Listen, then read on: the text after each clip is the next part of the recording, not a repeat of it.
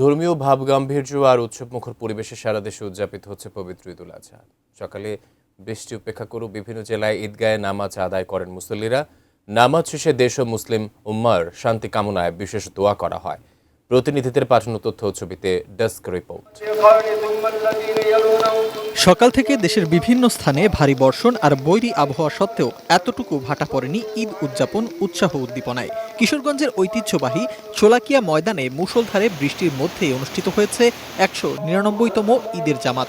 সকাল ৯টায় শুরু হওয়া জামাতে বৃষ্টিতে ভিজেই নামাজ আদায় করেন হাজার হাজার মুসল্লি। শোলাকিয়ার ঐতিহ্য অনুযায়ী জামাত শুরুর আগে ৬ দফায় ফাঁকা গুলির শব্দ করা হয়। পূর্বের ন্যায় আমরা এবারও শান্তি শৃঙ্খলা বজায় রাখার জন্য আইন শৃঙ্খলা বজায় রাখার জন্য আমরা ব্যাপক প্রস্তুতি রেখেছি। আমি টাঙ্গাইল থেকে শোলাকিয়া ময়দানে নামাজ পড়তে আসছি, এর আগে কখনো আসিনি। এখানে অনেক লোকের সমাগম হয়, বড় জামাত হয়, তার কারণে আমি এখানে নামাজ পড়তে আসছি। দিনাজপুরের গোরে শহীদ বড় ময়দানে অনুষ্ঠিত হয় জেলার প্রধান ঈদ জামাত। সকাল 8:30টার জামাতে ইমামতি করেন মাওলানা মতিউর রহমান কাশিমি। এতে অংশ নেন স্থানীয় সংসদ সদস্য, জেলা প্রশাসক, পুলিশ সুপার সহ বিভিন্ন শ্রেণী পেশার মানুষ। ছিল কয়েক স্তরের নিরাপত্তা ব্যবস্থা। আজকে আমরা এখানে অত্যন্ত সুন্দর একটি পরিবেশে, গণতান্ত্রিক পরিবেশে পবিত্র ঈদুল আজহার নামাজ আদায় করেছি। নীল মজাদার গোলমার্ক বক্স, কুরমুরে বাইটে ফুরফুরে লাইফ।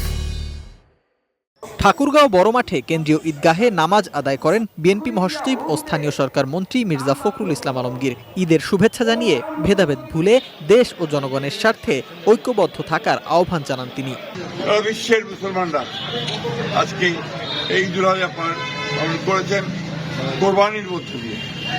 এই কোরবানি কোনো হত্যা নয়, এই কোরবানি একটি সত্যাগ্রহ, সত্যের উদ্বোধন, ত্যাগের মধ্য দিয়ে আল্লাহর নিকটত্ব লাভের একটা উপাসনা। রাজশাহীর হযরত শাহ মাকদুম রহমতুল্লাহ কেন্দ্রীয় ঈদগাহে সকাল 7:30টায় প্রধান জামাত অনুষ্ঠিত হয়। নামাজ শেষে দেশ ও মুসলিম উম্মার শান্তি কামনায় বিশেষ দোয়া করা হয়। আল্লাহর কাছে শুকরিয়া আদায় করছি এবং বাংলাদেশ আমাদের সবার প্রিয় একটি বাংলাদেশ, গণতান্ত্রিক বাংলাদেশ এবং বাংলাদেশ স্বাধীন সার্বভৌমত্ব টিকিয়ে রেখে আমাদের দেশকে আরও উন্নয়নের চরম শিখরে নিয়ে যাবে।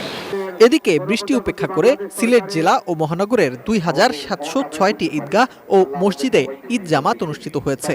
মহানগরীর শাহী ঈদগাহ ময়দানে হাজারো মুসল্লির সঙ্গে ঈদের প্রধান জামাতে অংশ নেন মন্ত্রী ও প্রশাসনের কর্মকর্তারা। বরিশালে সকাল 8টায় হেমায়েত উদ্দিন কেন্দ্রীয় ঈদগাহ ময়দানে ঈদের প্রধান জামাত অনুষ্ঠিত হয়। তবে বরিশালের সর্ববৃহৎ ঈদের জামাত চরমোনাই মাদ্রাসা মাঠে অনুষ্ঠিত হয় সকাল 8:30টায়। রংপুরে পবিত্র ঈদুল আজহার প্রধান জামাত কারেক্টরেট ঈদগাহ মাঠে সকাল 8টায় অনুষ্ঠিত হয়েছে।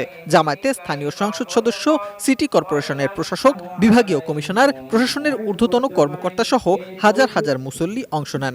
আজকে পবিত্র ঈদুল আজহা, আমি এই ঈদুল আজহা উপলক্ষে রংপুরবাসী, রংপুর সদর 3 আসনের সবাইকে আন্তরিক ঈদ মোবারক জানাচ্ছি।